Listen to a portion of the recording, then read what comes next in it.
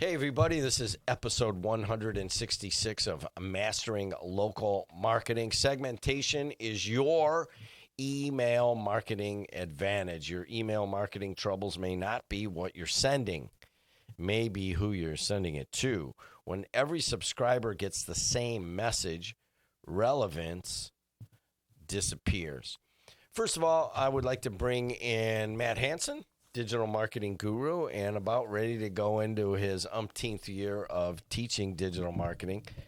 20-something year of teaching digital marketing. Is probably better. All right, that sounds better, doesn't it?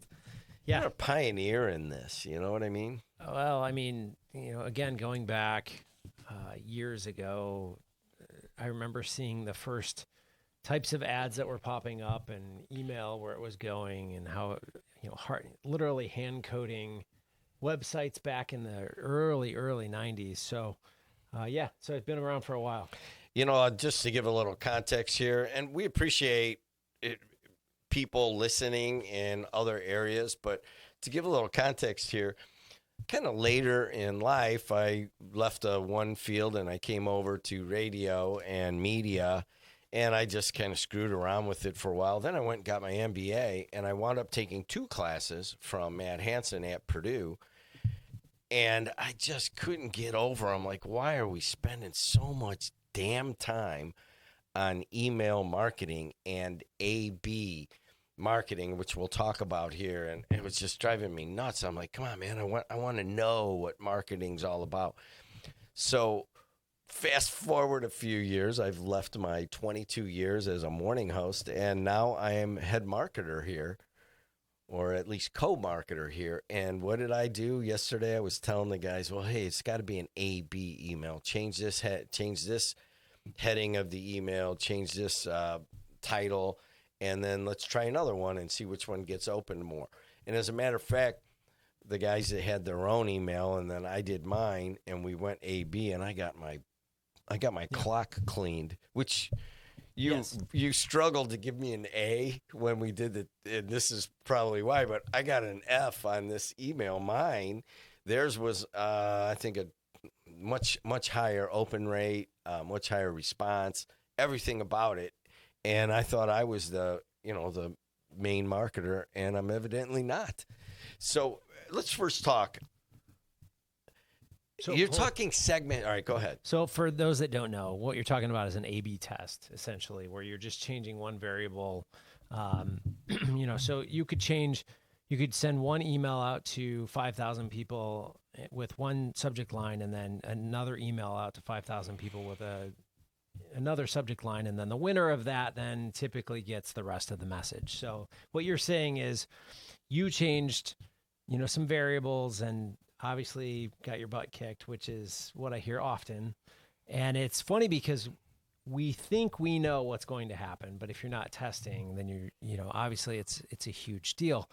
And I've shared stories about where I've come in cocky as all get out from years past, thinking that I was going to beat everything that was already done, and realizing that sometimes you just got to shut up and listen and realize that, okay, well, we'll test some more things, but over the long haul, listen to your A/B tests, listen to what's working, and just, learn from it. And one of the things that you really got to understand, and we're just learning this. So like I said, 62 days ago, I left my morning show after 22 years, and now I'm into marketing. And it's kind of a cool thing to just it's like something I discovered after doing this podcast. We're at 166, taking all those classes. I never devoted to it. And now I'm a complete Matt Hansen wannabe devotee. And one of the things that you taught in the classes quite a bit was, all right, here's your email list. And then we had to go through and we had to segment it. And I didn't quite get that at first. So explain what that is. Yeah, so most people will have an email list. And let's say it's, maybe yours is 1,000, maybe it's 10,000, maybe it's 100,000. But most people will have one single list.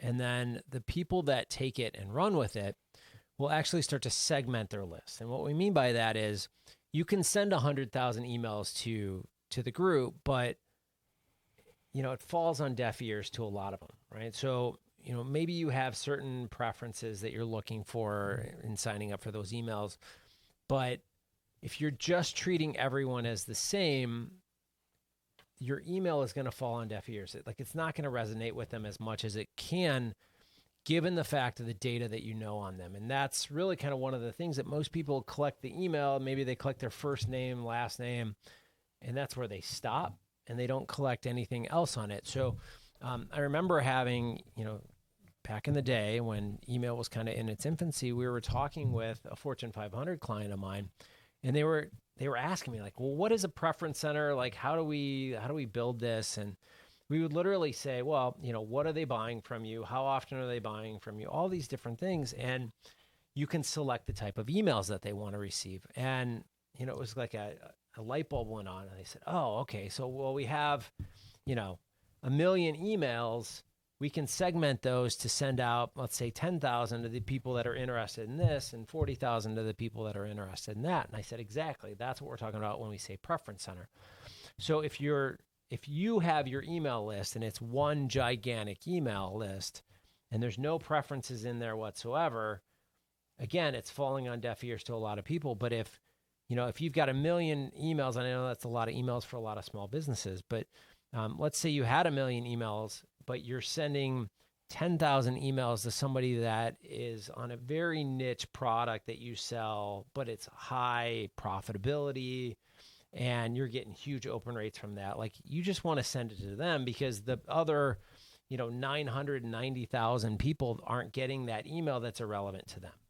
So there's the broad versus the targeted. Typically, you're going to want to ask their location, which would be one thing in the, you want to sign up for my email newsletter, name, email, town. Sometimes that's good enough. Or, then you could ask other questions that are optional that don't have to be answered. But those are 3 that are good that we found. So one of the other things is, we got a lot of customers here, a lot of past customers, a lot of potential customers. And we're starting to think, well, what email should each one of those groups get? What could you tell a small to medium-sized business owner on segmenting them? Yeah, you got to look at it from a few different variables, right? So are we talking about people that have become leads, right? So somebody that hasn't done business with you, they're interested, they've submitted their email. I did this yesterday, right? I was checking out some new AI video processor, and, I signed up for it, saw the inside, and then realized it wasn't quite what I wanted. And what I actually do is when I get that email, I unsubscribed right away because I know how it works, right? So I'll continue to receive those lead generated, kind of inquiries. So, if they're leads, or maybe it's somebody that's purchased from you the first time, or maybe it's a repeat customer, you're not going to send those 3 people the exact same message. And hopefully you've developed some kind of email drip campaign for leads that kind of walks them through why they should become a customer. If somebody's become a customer, they've purchased from you, it should be a different conversation at that point. It shouldn't be telling them how great your product is at this point. It should be talking about, here's other ways to use it. Here's some additional things that we've noticed from past customers that have been very useful. And if they're a repeat customer over and over and over again, those need to get a little bit more personal, right? So we can start talking about things like dynamic content, where, I've had clients that have built 50 plus different variables into their emails. So as they go out, all of the content is being pulled out of the database. And in that email, you can see the last thing that you purchased. It's the last price, the last discount code, all these, even down to the actual imagery is customized based on the preferences that they put in there. So when we talk about customer status, whether it's leads, first-time customer, or repeat customer, you can see how those different levels will change the content. And if you're just acting alone and you're only sending that one email to everybody, that's going to be a problem. It will work, but you're going to get much better results if you start to look at it from a segmentation basis. So you don't want to scare off the small to medium-sized business owner or the medium-sized business marketing department by saying, oh, you got to go into this hyper complex segmentation. In the beginning, you may just take your 900 emails and send them a little newsletter and just see what happens. And then you have to get a little bit more targeted over time. And as you get more emails, or maybe you just had a business for a long time and you have 3,000 emails, what do I do with them? You don't really know how to segment them yet.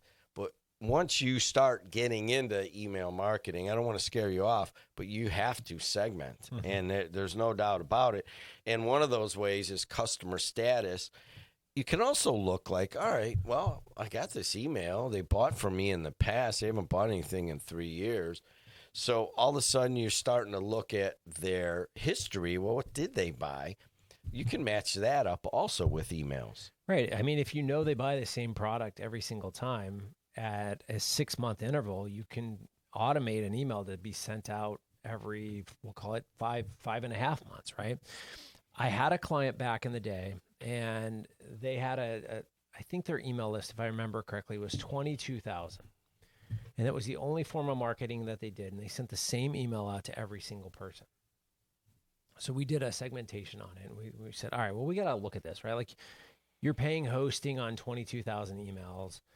Let's dive into this. And we started looking at purchase history, and we realized that out of those 22,000 emails, only a small percentage of them were actually purchasing from them, right? So think about that. I'm sending 22,000 emails they were sending them weekly. And if I remember correctly, it was like 2,100 people had purchased from them in the last 2 years. So there's a lot of emails there that they were hitting, but nothing was happening. So you're paying all this hosting on it, which is costing your business money. And, we said basically, like, we should segment this. We should take this and take your purchasers and put them into one bucket, and then take the other ones and put them into another bucket, and try a welcome back kind of offer to them that's much more. You can do a much steeper discount or something like that. And just say, like, hey, we're trying to welcome you back. We noticed you haven't purchased in a while. Here's a deep discount to see, give us a try again. And then if they don't purchase anything, if they don't open anything with that, send one final email to them saying, hey, we're going to break off ties. We realize you've probably found another vendor. Would love to have you back. Here's that deep discount again. And would send that out. And then we told them, if they don't respond to either one of those, cut them off your list. And you would have thought that I burned their business to the ground, right? They looked at me and said, well, we can't do that. What if they open someday and buy from us? And I said, well, they're not. They haven't in years. They're just ignoring you. They probably marked you as spam at this point. But what if? And I said, well, what if we saved all the thousands of dollars in hosting that you're paying every single year instead? And we focused on gathering new emails. I go, what is your plan to gather new emails? And we said, well, they're like, we just gather them on our website. I go, so you have no external marketing to drive people back over to collect more emails. So you're basing your entire business model off of this 22,000 email base, which is shrinking every single month. It's going to disappear. So I know a lot of people are out there probably listening kind of like, oh my goodness, what would I do in this situation? But we were talking this through, and we said, this is what you need to do. You need to break it off, and you need to focus on the 2,100 that you have and segmenting the right products, because, they had probably 100 different products that they were selling, but there was a core that they were selling, right? Like, your 80-20 principle. And I said, if we built that segmentation up for purchases, and we know when they're purchasing, we know these are the types of products, you can create such a better dynamic between you and your customer base that they're going to want to open the email, because you know them so much more based on what we're looking at on the purchase history. And again, there are clients out there, they don't want to listen. I get it. They're doing their own thing. But I will tell you today, they're no longer in business. So you got customer status, you got purchase history. We talked a little bit about location, but especially if you're a retail bricks and mortar facility, that's good to know. Yeah. I mean, if you've got 3, 4, 5 different locations and one of them is struggling, you can actually start to promote the other one that's struggling, right? So, my wife just got an email from the car dealer, and they were trying to boost one local car dealer and boost even the timeliness. It was come in on Tuesday, Wednesday, and Thursday, and we'll give you 25% off. And I went, that's interesting, right? So that clearly tells you that they're not getting as many people in during that time, but they're trying to promote that location, that time, that day, because obviously they're hitting a lull. I just, right before you, I did the podcast with a fitness place. They're actually right next to the pet store that I go all the time. And I go in there and just walk around with the grandkid. But you start to do the Mad Hansen thing where you're just looking. And there is a different type of person that comes in for the fish and the person that comes in from the dog. A different type of person that comes in for the cat or the cat's nemesis, the bird. I got to believe that these pet places are pretty astute on what kind of person you are, and they're able to segment in the different interests within the pet world. Right. How can you do that for your small and medium-sized business? Yeah, I mean, go to any business and you sell different types of products and services. So, going back to even my own past history, when we had the home improvements, home decor store, I should say, we knew people that were interested in furniture. We knew people that were interested in prints. We knew general decor. We knew Christmas. We knew all of these different things. And we had labeled those, in our database. So when we knew we were going to send an email about a print sale, we'd pull up a truck and do a print sale, we knew the people that were generally interested in that, we would send an email. You're talking about dogs and cats and birds. And, if you own a dog and you're getting cat emails from something like Chewy.com, they're not doing their job, right? And that's even for a local, like a smaller pet store or whatever it is.